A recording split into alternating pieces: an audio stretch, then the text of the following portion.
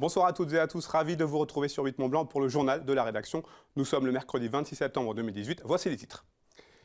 Nous irons à Saint-Jean-de-Tholone, la quiétude de ce village du Faucigny de moins de 1000 habitants est menacée par un projet de carrière que porte le conseil municipal. Les habitants y sont opposés et se sont constitués en collectif pour tenter de faire barrage à la réalisation de cet ouvrage. Et puis plusieurs manifestations d'associations de défense du handicap avaient lieu ce mercredi en Savoie. L'Association des paralysés de France ou encore les accompagnants des élèves en situation de handicap ont battu le pavé, à Chambéry notamment. Nous entendrons quelques réactions. Alors Sébastien, verra-t-on une carrière un jour naître sur les terres de Saint-Jean-de-Tholome ? On verra, on ne sait pas, puisque les habitants de Saint-Jean-de-Tholome sont en colère. Rassemblés en collectif, ils dénoncent le projet de création d'une carrière sur leur commune. Un projet dans les tuyaux du conseil municipal depuis 2017, mais que les riverains n'ont découvert que cet été. Aujourd'hui, c'est l'incompréhension qui prédomine dans ce village du Faucigny. L'explication d'Emmanuel Jaude. Sur les pentes du Maule, un vent d'inquiétude tourmente les habitants de la commune de Saint-Jean-de-Tholome. En cause, la découverte d'un projet de carrière par les habitants sur le site de Pénouclet, un bois pourtant classé au PLU comme ensemble naturel à protéger et à valoriser. Ce qu'on ne comprend pas, c'est que la mairie fait la promotion, communique énormément depuis des années sur le Maule et ses environs étant un environnement naturel préservé.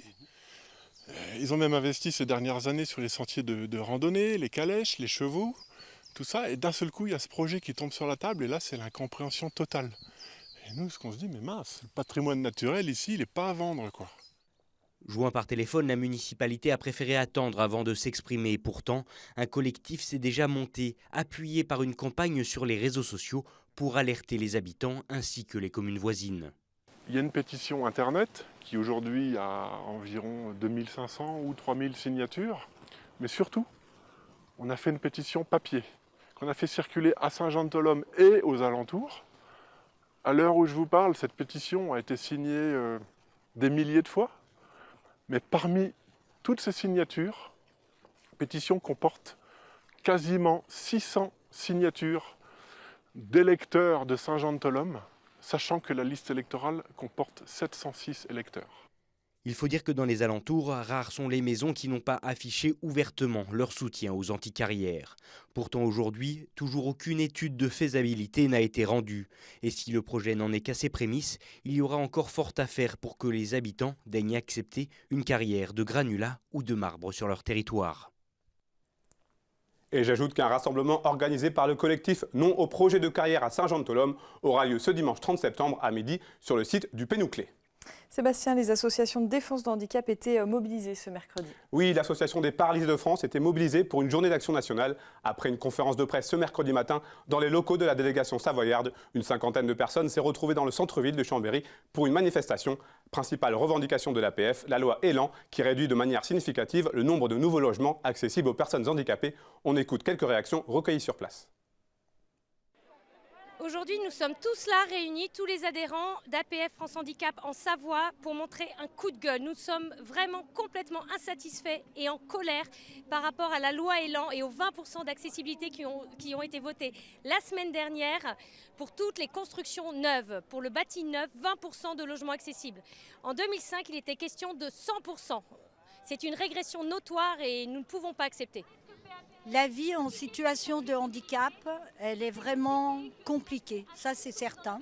Il y a des choses qui s'améliorent, mais tout ce qui est fait en dehors des personnes en situation de handicap, dès qu'il y a un projet, il y a toujours des choses qui ne fonctionnent pas. Regardez là, on est sur des pavés. Vous savez que chaque pavé, c'est une secousse dans mon dos. Chaque pavé.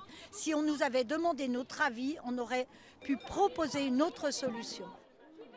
Et puis, hasard du calendrier, le SNU IPP FSU Savoie organisait également un rassemblement ce mercredi matin devant l'inspection académique de Savoie pour dénoncer la situation des élèves handicapés. Dans l'académie de Grenoble, les affectations des accompagnants des élèves en situation de handicap sont au point mort. Résultat, de nombreuses familles se retrouvent démunies. Je vous propose d'écouter une parent d'élève et une auxiliaire de vie au chômage. La situation pour nous, c'est que nous sommes parents d'un enfant qui a un besoin d'aide humaine qui lui a été accordé par la MDPH en février dernier. En février dernier, on a eu la notification pour qu'à la rentrée de septembre, il ait 12 heures d'accompagnement par semaine par donc le nouveau nom d'AVS, AESH. À la rentrée de septembre, il n'y avait personne. C'est un peu opaque pour nous. On a interrogé le collège, on a interrogé l'inspection. C'est un petit peu opaque et les réponses qu'on nous font sont aussi, elles, opaques. On nous a clairement répondu, mais madame, on ne peut pas recruter en février quelqu'un pour le mois de septembre. Il y a vraiment des gamins qui attendent des AESH, des accompagnants. Et moi, j'attends de travailler et puis là, je suis à la maison sans rien faire et c'est vraiment dommage. On m'a juste demandé d'aller me renseigner au Pôle emploi pour voir si je pouvais avoir un contrat aidé. Évidemment, je n'ai pas le droit puisque je suis au chômage seulement depuis le 1er septembre et je trouve ça un peu aberrant. Et puis pour finir cette page consacrée au handicap sur une note festive, quelques images d'Annecy Cours pour Handisport qui s'est déroulé toute la journée au Parc des Sports. Scolaires, étudiants, licenciés ou simples amateurs de course à pied étaient invités à enchaîner les tours de piste avec un objectif bien précis, financer l'achat de matériel sportif. On écoute Michel Raymond, le président du club handisport annécien, au micro de Damien Rémy et Camille Copin. C'est un événement qui permet de réunir le public annécien autour de son stade, que c'est un stade qui est peu utilisé, et surtout pour une bonne cause qui est le club local Handisport annécien. Nous avons des partenaires qui nous soutiennent financièrement, ce qui permet de faire grossir le matériel qui équipe le club. C'est un événement qui draine vraiment beaucoup de public et vraiment de tout univers. C'est un bel événement, plein de beaux sourires, de beaux échanges, de gens qui ont envie. La météo est encore avec nous cette année, donc tout est parfait. Sébastien, la sécheresse est encore au cœur de l'actualité. Oui, ça se passe dans le Haut-Jura, à la frontière franco-suisse. Le lac des Brenets est à sec, une situation exceptionnelle due à un été très chaud et une absence de précipitations. Les autorités françaises et suisses sont sur le qui-vive, car ce cas de figure pourrait se renouveler dans les prochaines années. Jean-Paul Crespy s'est rendu sur place pour constater les dégâts.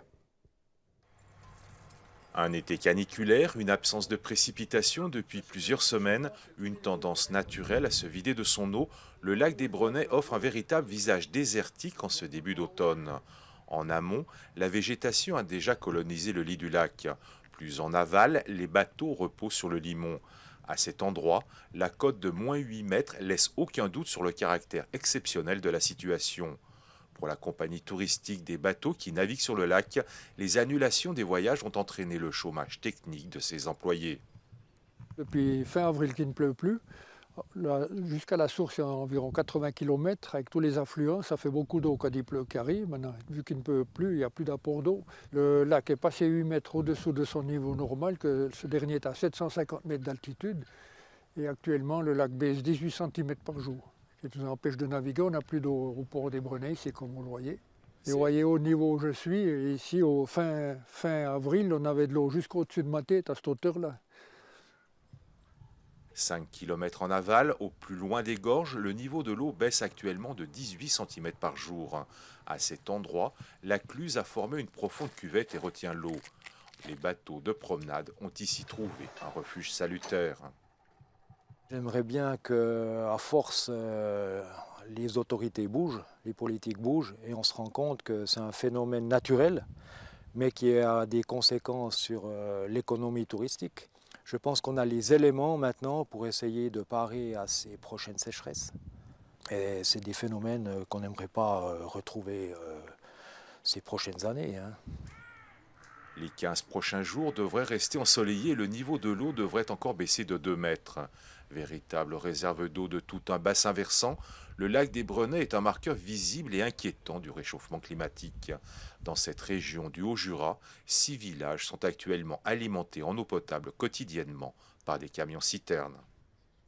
C'est la fin de ce journal. Merci à vous pour votre fidélité à l'information sur 8 Mont Blanc. Fanette, je te laisse conclure. Quant à nous, on se retrouve demain pour un nouveau journal.